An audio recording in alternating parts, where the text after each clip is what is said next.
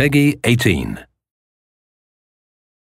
Over the last few years, Techland has made something of a name for itself, building these big, cooperative zombie shooters. And you know what? This might not be Dead Island in name, but it's sort of Dead Island in pretty much everything else in many regards. So this is Dying Light.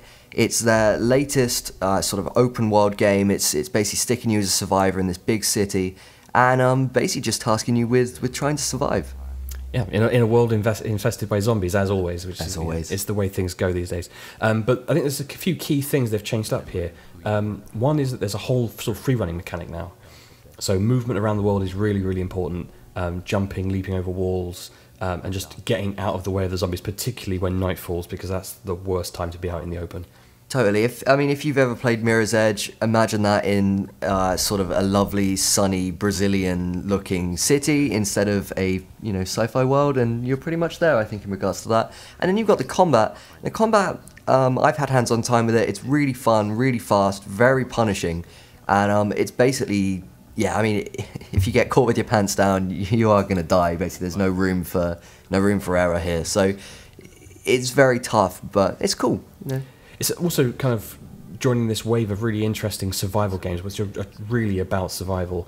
I guess it might be an odd comparison, but I guess this has kind of been coming out since Minecraft, which was kind of a game where it was about survival, it was about resource gathering and getting to the night and maybe making a shelter so you don't get attacked by zombies and skeletons or whatever it is. But now we've got a whole bunch of games that are really offering a lot of challenge to gamers. This whole thing of being for casual gamers, being for get people who are part-time gamers, that's kind of gone out the window now. These games are for the hardcore, and Dying Light's definitely fitting into that kind of bracket. Definitely. I mean, one of the things that I found toughest, combat again is very similar to Dead Island, but it's just sort of the navigating it requires a lot of precision, and it really doesn't mess around. If you're being chased by a horde of zombies, you need to get up on the roofs, you need to start jumping, and you need to just get back to base before night hits, because, well, you're going to die when it gets to night time. Yeah. It's been confirmed for release on the 31st of March, so we're looking forward to it.